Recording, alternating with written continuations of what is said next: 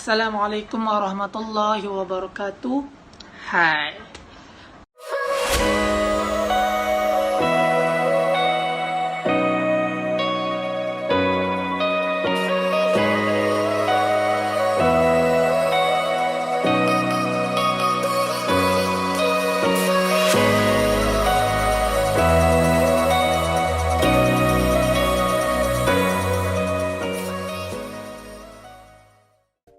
Nama Muhammad Amirul Husni bin Jamil dari Bachelor Engineering Teknologi in Telekomunikasi.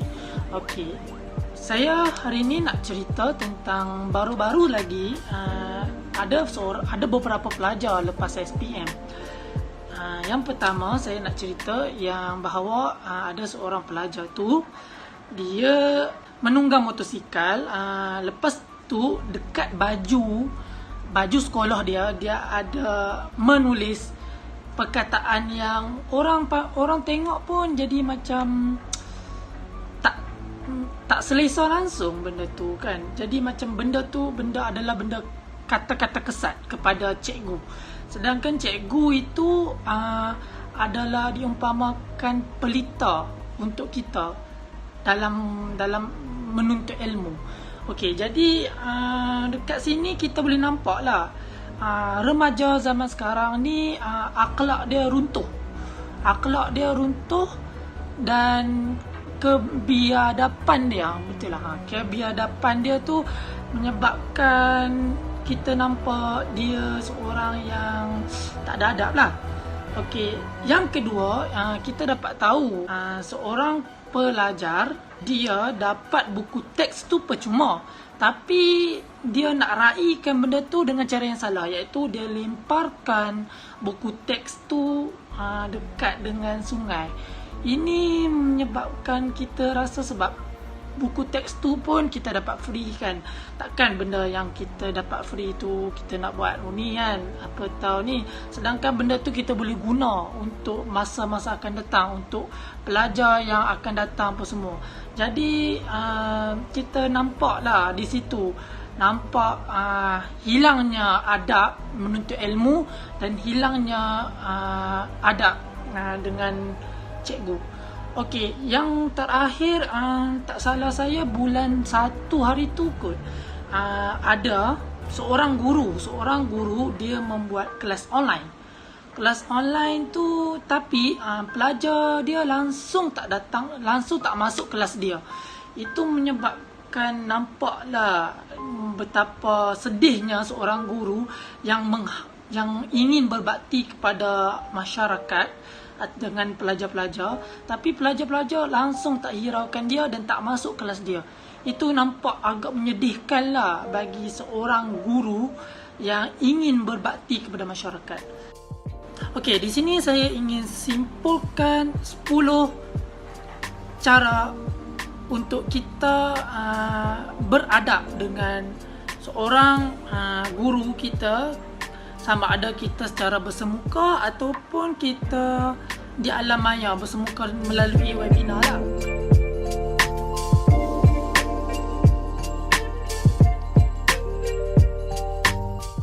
Okey, yang pertama, tips yang saya nak beri adalah kita kena berpakaian kemas.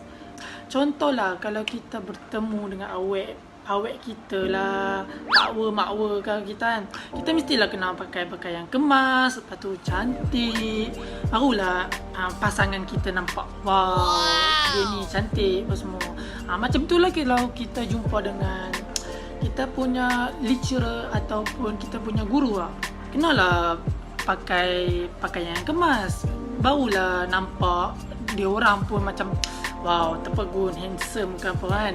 Jadi macam mereka attract tak, benda tu akan jadi satu aura positif kepada guru apabila dia melihat kita berpakaian cantik apa semua untuk bertemu dengan dia. Dalam kelas pun samalah. Kalau dalam kelas pun bila kita nampak semua pakai pakaian cantik apa semua, kita jadi macam suasana meriah. Jadi berbeza kita sama ada kita pergi kelas pakai seluar pendek apa semua. Jadi macam kita tak nampak tau adabnya di situ tak. Tapi kalau kita pakai kita pakai yang cantik apa semua, jumpa dengan guru. Dia jadi macam best. Kita belajar pun suasana best. Sama lah juga kalau kita belajar online. Kita takkanlah kita time bila kita punya lecturer ke apa kan, suruh buka kamera, tiba-tiba kita dengan tak ada buat preparation apa semua cantik ke apa kan, tiba-tiba kita buka apa semua dengan tak tahulah kot lah, kalau rambut yang panjang tu apa semua berkusut masai apa semua. Jadi macam bila lecturer tengok pun, wah hantu ke apa je ni kan. Jadi macam tak senonoh lah benda tu untuk kita bertemu dengan seorang yang mempunyai ilmu, tapi kita ni yang nampak macam tak terurus. Tips yang kedua iaitu bersikap lemah lembut terhadap guru. Guru ni diumpamakan orang yang kedua selepas ibu bapa kita. Jadi mereka pun mengajar kita daripada kita mula mengenal huruf sampailah kita berjaya dalam kehidupan kita, masuk universiti apa semua. Kita pun bila kita masuk universiti pun kita jumpa dengan guru. Tak kira lah di mana-mana tempat kita belajar pun mesti ada guru. Jadi kita patut hormat guru kita, dengan tak perlulah nak kita berkasar dengan mereka, sedangkan mereka mengajar kita dengan penuh sabar. Tak kira lah, kadang-kadang kalau kita tengok dekat di situasi siswa, situasi universiti lah, kita boleh nampak lah guru sabar dengan kita. Tambah-tambah bila belajar dengan online, nampak sangat lah kita punya lecturer apa semua, dia sabar sangat dengan panggil kita. Kadang-kadang kan kita macam tak siap assignment apa semua, jadi macam dia sabar dengan kita, dia anggap kita ni positif lagi apa semua. Jadi tak patutlah sebagai kita ni student marah-marah dia apa semua.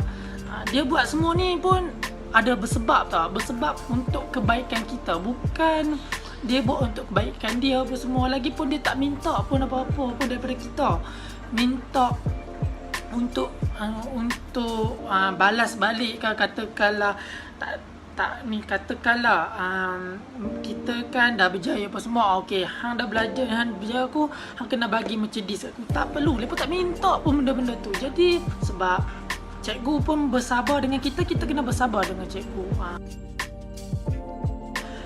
Tips yang ketiga iaitu perhatikan guru ketika beliau mengajar.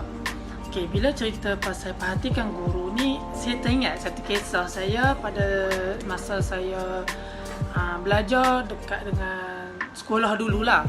Okay, sekolah dulu adalah satu hari tu saya tertidur dalam kelas.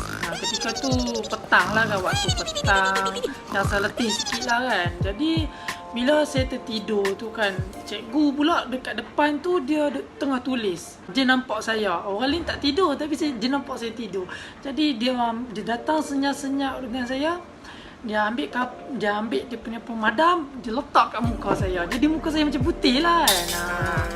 Jadi kan sebenarnya guru tu pun ada perasaan juga macam kita. Katakan kita duduk sembang dengan kawan apa semua, tiba-tiba kita duduk tidur apa semua. Jadi bila kawan tengok kita tidur apa semua, dia pun jadi sakit hati. Macam itulah guru. Guru pun ada perasaan sakit hati apabila tengok benda yang dia ajar, kita pula pergi tidur lah. Itu secara bersemuka. Kalau cara online ni apa semua lagilah. Kalau dikatakan tak buka kamera tu tak apa lagi, tapi tak ada adab lah. Bila mana masa time online kelas apa semua, kita buat kerja lain, lepas tu kita main game apa semua ketika dia duk ajar apa semua. Jadi macam satu benda yang tak ada adab langsung dengan guru ketika mana kita sebagai seorang pelajar menuntut ilmu. Okey.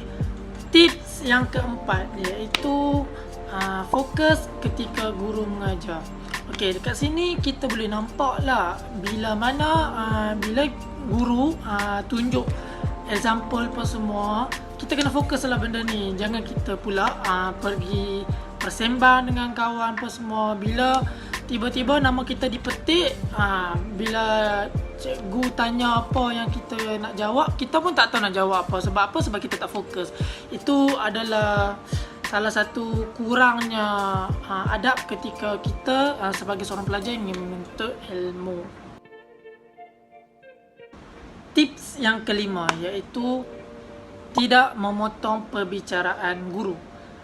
Okey, dekat sini bila mana seorang guru menjelaskan material yang diajarnya, kita tak perlulah nak menyampuk apa yang dia ajar, sehinggalah dia selesai memberi penjelasan tentang material tersebut. Barulah kita nak tanya suatu soalan dekat dia. Sebab bila mana kita bertanya ketika dia menjelaskan material tu jadi satu yang tidak ada. Contohlah, katakan kita tengah menyembang dengan kawan, tiba-tibalah kita menyampuk apa yang dia tengah duk cerita dekat kita. Jadi kawan tu pun jadi tak suka lah sebab menyampuk apa yang dia nak cerita. Tips yang keenam iaitu mendengar nasihat guru. Okey. Nasihat guru ni dia ada macam-macam cara. Kita contohnya saya boleh bagi dekat sini, contoh kita sebagai pasukan bola sepak. Okey, jurulatih kita tu sebagai guru kita untuk membimbing kita untuk kita menang lah dalam mana-mana perlawanan bola sepak. Jadi katakan masa tu dia mengajar kita untuk passing through the ball dekat dengan orang lain. Jadi kita nak ikut cara kita juga, tak nak ikut cara jurulatih kita. Jadi bila mana jurulatih kita mengajar cara untuk kita buat strategi tapi kita tak ikut cara strategi dia, jadi bila kita lawan bola sepak dengan orang lain, tiba-tiba kita kalah. Lepas tu kita nak salahkan guru, tak boleh lah. Sedangkan dia dah bagi nasihat kita yang tak mau ikut benda tu. Jadi tak bagus lah sebagai seorang pelajar tak dengar apa yang dinasihat oleh seorang guru ketika dia mengajar cara, sama ada cara untuk bermain ataupun dalam kelas. Tips yang ketujuh iaitu mengerjakan sesuatu tugasan dengan cepat dan tepat pada waktunya. Okey, guru kita memanglah selalu bagi tugas kita macam-macam, banyak assignment apa semua. Tapi kita ni kenalah pandai manage time, satu hal. Yang kedua, kalau boleh kita siapkan benda tu dengan sekadar yang cepat, yang mungkin kita boleh bagi kat dia secepat yang mungkin. Sebab apa? Makin kita bagi cepat, makin mereka rasa senang dengan kita, makin mereka rasa mudah urusan mereka, dan kita pun tak adalah rasa stres apabila mereka selalu mengajukan soalan-soalan seperti remeh-temeh tu ketika dalam kelas ataupun ketika berada dekat dengan online kelas. Jadi benda ni patutnya tak perlulah guru kita sampai kena tanya benda tu dekat kita banyak kali. Kalau boleh kita selesaikan benda tu dengan kadar segera agar dia tidak bising dalam grup. Menyebabkan bila kita tengok dalam grup apa semua, guru ni selalu duk cakap kata duk pasal assignment apa semua. Memang mereka tak marah, tapi mereka bagi nasihat apa semua tu.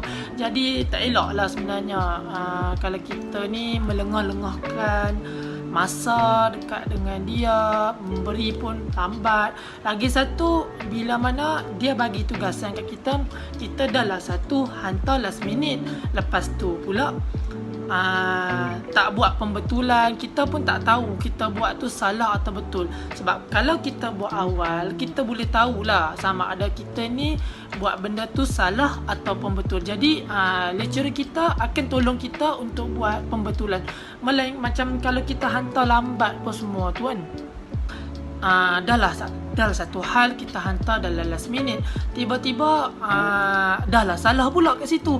Jadi macam sakit hati dekat dengan kita punya guru tu makin menebal lah. Sebab dia macam akan katalah kat kita ni, dah lah hantar lambat, lepas tu salah pula. Kalau hantar cepat, salah tak ada masalah. Sebab apa? Sebab guru akan tolong kita memperbetulkan apa yang patut dibetulkan. Tips yang ke-8 iaitu selalu berterima kasih kepada guru. Sini saya boleh ceritakan, walaupun guru ni tak bagi pun kita hadiah lah, tak beri pun kita macam bentuk material ke apa kan, tapi mereka sumbangkan kepada kita dari segi ilmu yang bermanfaat. Kalau kita gunakan ilmu yang dia bagi tu dengan betul-betul, insya-Allah kita akan berjaya dalam hidup. Saya boleh ceritakan satu kisah daripada 4 mazhab, iaitu mazhab yang kita anuti sekarang, iaitu mazhab Imam Syafi'i. Okey, Imam Syafi'i kita boleh kenal lah dia tu dengan kewakan dia, dengan sifat dia punya memori dia tu memang sangat kuat lah. Okey, ada satu kisah ni, iaitu ketika Imam Syafi'i mengajar dia punya anak murid, tiba-tiba ada seorang orang tua, dia datang ke situ secara tiba-tiba dengan pakaian dia kotor, lusuh. Tetapi Imam Syafi'i ni tak adalah halau dia apa semua, tapi malah dia pergi dekat dengan orang tua tersebut dan dia memeluk. Lalu pelajar-pelajar dia pun jadi heran lah, kenapa seorang guru yang memang terkenal masa zaman tu tiba-tiba pergi memeluk orang tua tu, dengan dia pun tahu yang orang tua tu kotor dan busuk, tapi dia tetap pergi memeluk. Dan mereka tanyalah kenapa guru iaitu Imam Syafi'i pergi memeluk orang tua tersebut sedangkan orang tua tersebut kotor. Terus Imam Syafi'i menjawab, itu adalah guruku dan ia telah mengajarku tentang perbezaan di antara anjing yang cukup umur dan anjing yang masih kecil. Okey, pengetahuan itulah yang membuatku bisa menulis buku fiqh. Sungguh mulia akhlak Imam Syafi'i ketika itu. Beliau menghormati guru dia meskipun dari masyarakat biasa. Tips yang ke-9 iaitu selalu meminta doa daripada guru. Sebab apa kita minta guru untuk berdoa kepada kita? Sebab guru ni bila mana berdoa kepada kita ni, dia ada juga mujarab. Sama seperti ibu bapa kita berdoa untuk kita berjaya dalam kehidupan kita. Jadi salah satu punca kita mendapat kejayaan adalah doa-doa daripada orang yang soleh dan solehah. Dan lagi satu daripada guru kita sendiri yang mengajar kita, dan mereka berdoa kepada kita agar kita berjaya dalam kehidupan kita. Jadi tak salah pun kalau kita minta direct dengan guru, kata cikgu, boleh tak doakan saya, moga saya berjaya dalam kehidupan apa semua. Jadi tak salah pun benda tu, sedangkan memang kita tahulah ada sesetengah guru memang selalu mendoakan kejayaan anak-anak murid dia. Yang terakhir iaitu tips yang ke-10 adalah bertegur sapa di jalanan ketika kita nampak guru. Okey, dekat sini walaupun kita dah habis belajar ataupun kita sama ada kita masih belajar kan. Jadi bila kita berjumpa dengan guru di luar waktu sesi pembelajaran, kita pergilah tegur-tegur dia, bertanya khabar dengan dia. Mungkin ada hikmah di situ. Kita tak tahu apa yang Allah nak bagi apa semua dekat kita. Jadi tak salah pun kalau kita bertegur dengan dia masa bukan waktu sesi persekolahan ataupun waktu pembelajaran dengan dia. At least kurang-kurangnya kita dapat mengeratkan silaturahim kita dengan guru kita. tak banyak pun tegur dia, cikgu apa semua, tanya khabar baik ke apa, buat apa kat sini apa semua. At least kita nampak lah hubungan kita dengan guru tu tak pernah putus. Lagi satu, kita kalau jumpa dengan guru ni tak perlulah nak menyorok apa semua, tak payah. Jumpa tu tegur saja. Guru pun tak ingat entah tak. Kalau yang ingat tu okey lah. Kalau yang tak ingat tu pergilah cakap dengan dia, saya ni pelajar daripada semester berapa, zaman bila. Mungkin salah satu cara tu.